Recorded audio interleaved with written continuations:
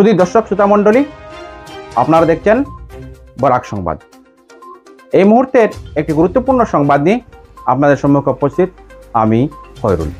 বকেয়া বেতন পরিশোধ ও চাকরি স্থায়ীকরণের দাবিতে কাছাড় জেলা পরিষদের কার্যালয়ে ঘেরাও করল পিএইচসি অস্থায়ী শ্রমিক কর্মচারী পরিষদ। রাজ্য সরকার জলজীবন মিশন প্রকল্প বাস্তবায়ন করতে একের পর এক পদক্ষেপ নিচ্ছে, কিন্তু প্রকল্প বাস্তবায়ন করতে যারা দিনরাত দায়িত্ব পালন করে যাচ্ছেন সেই জলমিত্ররা ন্যায্য পাওনা থেকে বঞ্চিত। বহু আবেদন আন্দোলন করেও নেট ফলশূন্য।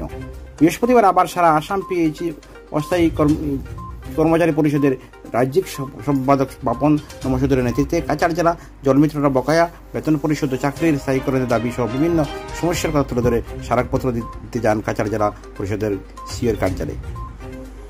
কিন্তু সেখানে যাওয়ার পর সিও দেখা না করতে পারবেন বলে জানান তাদেরকে।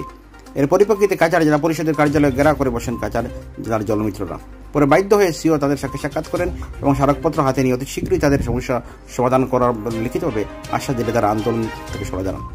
সাংবাদিকদের সাথে কথা বলতে গিয়ে পরিষদের কর্মকর্তারা জানান, প্রত্যেকটি জেলার জলমিত্ররা প্রাণের ঝুঁকি নিয়ে দিনরাত কাজ করে বকেয়া বেতন পাচ্ছেন না। এই বিষয়ে সেক্রেটারির সাথে দেখা করলে তিনি বলেন কোনো ফান্ড আসেনি। আবার গৌহাটিতে যোগাযোগ করলে তারা পর্যাপ্ত পরিমাণের ফান্ড রয়েছে। বিশেষ করে কাছাড় জেলাতে এই বেশি সমস্যা হচ্ছে। সরকার বিভাগের কর্মকর্তারা গুরুত্ব না দেওয়ায় আজ এই কার্যালয় ঘেরাও করতে বাধ্য হয়েছেন তারা বলে উল্লেখ করেন। আজ 2 মাস থেকে সময় বেঁধে দেওয়া হয়েছে। যদিও আগামী 2 মাসের মধ্যে তাদের সমস্যার সমাধান না করা হয় তাহলে গণতান্ত্রিক পদ্ধতিতে প্রতিটি জেলা পরিষদ সিও কার্যালয়ে অনির্দিষ্টকালের জন্য ঘেরাও করতে পারেন তারা।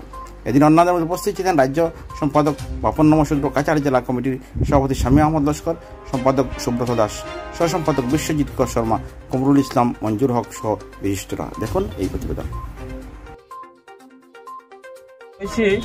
জলমিত্র আমার কাছাড় জেলা কমিটির উদ্যোগে প্রতিটা ডিস্ট্রিক্টে এইভাবে চলে।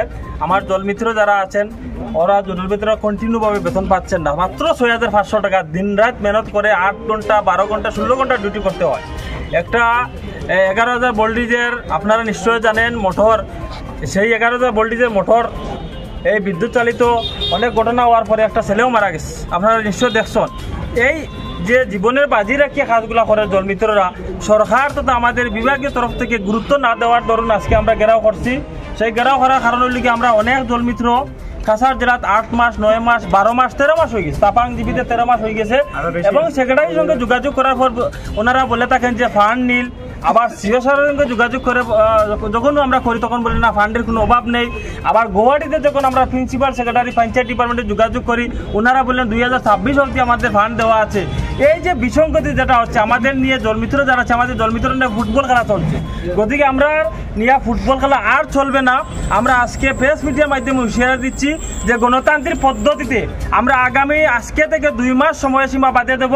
2 মাস পরে যদি এইভাবে বিসঙ্গতি দেখা দেয় আমরা গণতান্ত্রিক পদ্ধতিতে প্রতিটা জেলা পরিষদের সিও অফিস আমরা অনির্দিষ্টকালীন ঘেরাও কার্যসূচি পালন করবো। তার জন্য দায়ী থাকবেন আমাদের গভর্নমেন্টের অফিসাররা, ঊর্ধ্বতন কর্তৃপক্ষরা এবং আমাদের সিও চিফ এক্সিকিউটিভ অফিসাররা। কারণ দেওয়ার জন্য ওনারা যদি সময়মতো বেতন না দেন ওনারা দায়িত্ব বহনও করতে হবে। গতিকে গণতান্ত্রিক পদ্ধতিতে আন্দোলন করার পরে যদি আমাদের পানীয় জল থেকে বিসঙ্গতি দেখা দেয় সম্পূর্ণ দায়বদ্ধ থাকবে পিএইচসি ডিপার্টমেন্ট এবং পিএনএডি ডিপার্টমেন্ট। এবং আমরা আরেকটাও দাবি জানাই যে আমাদের এই যে আপনারা বলুন এক স্টাফ 1 নেশন 1 বুট দেওয়ার মানে প্রচেষ্টা চলছে আমাদের আসাম সরকার তোমার ভারত সরকার, কিন্তু আমাদের জলমিত্র বেলায় সম্পূর্ণ ব্যতিক্রম। আমরা জলমিত্র পিএইচসি স্টাফ আবার বেতন দিয়ে পিএনআরডি আবার সেক্রেটারি। গতিকে আমাদের জলমিত্র নিয়ে আদৌ আমাদের ফুটবল খেলা চলছে সত্যিকারের যেটা আমরা দেখতে পাচ্ছি আমাদের জলমিত্র নিয়ে ফুটবল খেলা চলছে। আমাদের পিএইচসি ডিপার্টমেন্টে এনগেজমেন্ট লেটার দিয়ে আমাদের বেতন পিএনআরডি ডিপার্টমেন্টে দেয়। গতিকে আমরা যদি পিএইচসি ডিপার্টমেন্টের স্টাফ হয় পিএইচসি ডিপার্টমেন্টে আমার বেতন দিতে হবে। আর না হলে আমাদের যে পঞ্চায়েত ডিপার্টমেন্টে যদি বেতন দিয়ে থাকে আমাদের পঞ্চায়েত ডিপার্টমেন্ট থেকে আমাদের অ্যাপয়েন্টমেন্ট লেটার দিতে হবে। নতুবা আমরা গণতান্ত্রিক পদ্ধতিতে আন্দোলন ভয়াবহ আন্দোলন করব। সমস্ত আসামে ইতিহাস রচিত হবে সেই আন্দোলনে। কারণ আমরা ধৈর্য হারা হয়ে গেছি। আমাদের 2 মাস সময়সীমা বেঁধে দিচ্ছি। আমরা আর ধৈর্যের বাদ ভেঙে গেলে আমাদের সি অফিসরা আজকে নগণ্য মানুষ আছে যেন আমাদের কমিটির মানুষ আছে। যদি আমাদের কাছাড় জেলার সমস্ত জলমিত্র আসতেন 1000 জলমিত্র জড়ো হবেন। সেই জলমিত্রদের কোনো পুলিশ লেলিয়ে আমাদের আটকাতে পারবে না। আমাদের যতক্ষণ না দাবি আদায় করতে পারছি ততক্ষণ আমরা আন্দোলন চালিয়ে যাব গণতান্ত্রিক পদ্ধতিতে। গতিকে সরকার